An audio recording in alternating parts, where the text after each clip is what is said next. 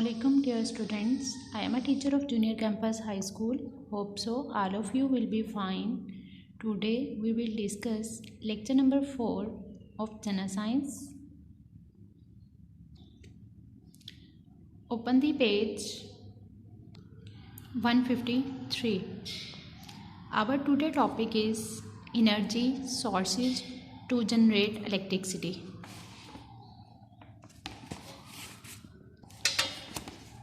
जैसे कि नेम से इंडिकेशन है, प्रीवियस टॉपिक के अंदर हमने पढ़ा इलेक्ट्रिसिटी के कुछ सोर्सेज के हवाले से।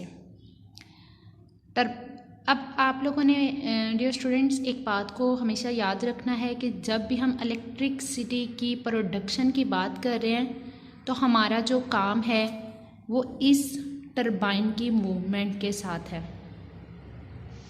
अब ये टरबाइन मूव करेगा, उसकी वजह से ये मैग्नेट मूव करेगा और उस मैग्नेट की वजह से इलेक्ट्रिसिटी प्रोड्यूस होगी। तो जब भी प्रोडक्शन की बात हो आपके माइंड में फ़ौरन सेकंड बात जो आनी चाहिए वो टरबाइंस की मूवमेंट और मैग्नेटिक रोटर की मूवमेंट आपके माइंड में आनी चाहिए। अब यहाँ पे energy sources to generate electricity अलहदा टॉपिक डिस्कस करने की क्या ज़रूरत है। अब यहाँ पे हम अगर बात करें तो प्रीवियस टॉपिक के अंदर मैंने आपको बताया था कि टरबाइन को मूव करने के लिए कोई ना कोई सोर्स होना चाहिए। हमने टॉपिक में पढ़ा कोल, ऑयल, गैस, इन फ्यूल्स को यूज़ करके इलेक्ट्रिसिटी प्रोड्यूस की जा सकती है। लेकिन आपको पता है कि कोयले को जलाने से स्मोक प्रोड्यूस होता है। ऑयल और gas these are not easily available and these are expensive fuels. फिर साइंटिस्ट ने क्या किया कि इलेक्ट्रिसिटी को प्रोड्यूस करने के लिए कोई आसान और चीपर वेज को देखना स्टार्ट कर दिया कि हमारा काम भी कंप्लीट हो जाए और इतना कॉस्टली भी वो काम ना पड़े। ठीक है, तो उन्होंने नेचुरल जो रिसोर्सेज हैं उनको यूज़ करना जो है वो स्टार्ट कर दिया। अब नेचुरल रिसोर्सेज में कौन कौन सी चीज़ें आती हैं? एक तो सोलर एनर्जी, आपको पता है लाइट की जो रोशनी है वो ऑल टाइम मौजूद होती है। Second one wind energy and third one की अगर हम बात करें तो न्यूक्लियर एनर्जी। अब न्यूक्लियर थोड़ा सा कॉम्प्लिकेटेड ज़रूर है, लेकिन अगर टू अबव प्रोसेसेस की हम बात करें उसमें सोलर एनर्जी और विंड एनर्जी जो है दीज आर अवेलेबल और विदाउट एनी कॉस्ट जो है वो हमें अवेलेबल होते हैं। अब यहाँ पे क्या है, आप यहाँ पे सोलर पैनल की डायग्राम चेक करें और आप लोग जो है वो डिफरेंट एरियाज़ में आज के दौर के अंदर इनको लगे हुए देखते हैं। अब इसका है क्या, वर्किंग के हवाले से अगर हम बात करें तो ये जो सोलर पैनल है इसके अंदर सिलिकॉन का एटम जो है वो कंबाइनिंग फॉर्म में लगा होता है, जिनको हम सेमीकंडक्टर्स भी बोलते हैं। सेमी कहते हैं हाफ, कंडक्टर कहते हैं वो ऐसा मटेरियल जिसके अंदर से इलेक्ट्रिसिटी जो है वो प्रोड्यूस होती है। बहुत हद तक तो नहीं, लेकिन सोलर पैनल्स के अंदर इतनी इलेक्ट्रिसिटी ज़रूर प्रोड्यूस होती है कि घरों की चीज़ें वगैरह चलाने के लिए जो है वो इसको यूज़ किया जा सकता है। ठीक है, अब जो इसके अंदर ऐसे सेल लगे होते हैं जिसको हम वोलेटिक सेल कहेंगे। वोलेटिक सेल्स ऐसे सेल्स को कहा जाता है जिसके अंदर से इलेक्ट्रिसिटी जो है वो पास कर सकती है। ऐसे सेल लगे होते हैं जो कि तब वर्क करना स्टार्ट करते हैं जब इनके अंदर इसके ऊपर लाइट जो है वो फॉल करती है।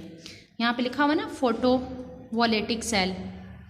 फोटोवोल्टिक सेल ऐसे सेल्स को कहा जाता है जो कि लाइट की प्रेजेंस में वर्किंग करेंगे, अदरवाइज ये वर्क नहीं करते। ठीक है, that produce electricity in the bright sunlight. अब डे टाइम में सूरज की रोशनी इतनी तो होती है कि वो इस सोलर पैनल के ऊपर गिरे और इनके अंदर जो सेल लगे हैं वो सेल्स उस लाइट को अपने अंदर स्टोर करें और स्टोर करने के बाद वो इलेक्ट्रिसिटी आगे ट्रांसमिट की जाती है, जिसकी वजह से इलेक्ट्रिसिटी को प्रोड्यूस करते हुए डिफरेंट अप्लायंसेस जो है वो वर्क करती हैं। यहाँ पे हम देख लेते हैं, solar panel is use through solar panels which are solar energy is use through solar panels which are and interconnected, एक दूसरे के साथ वोलेटिक सेल जुड़े होते हैं। Assembly of photovoltaic cell that produce electricity in the brighter sunlight, सूरज की रोशनी में काम करेंगे, अदरवाइज़ ये काम नहीं करते, और अगर लाइट डिम होती है ना तब भी इसकी वर्किंग नहीं होती। During day time this electricity can be use directly to run appliances, it can also be use stored in batteries for use during night. Solar electricity is environmental friendly, means there is no pollution. The trend to generate electricity by solar panel is increasing day by day in Pakistan due to increasing in the prices of traditional thermal electricity.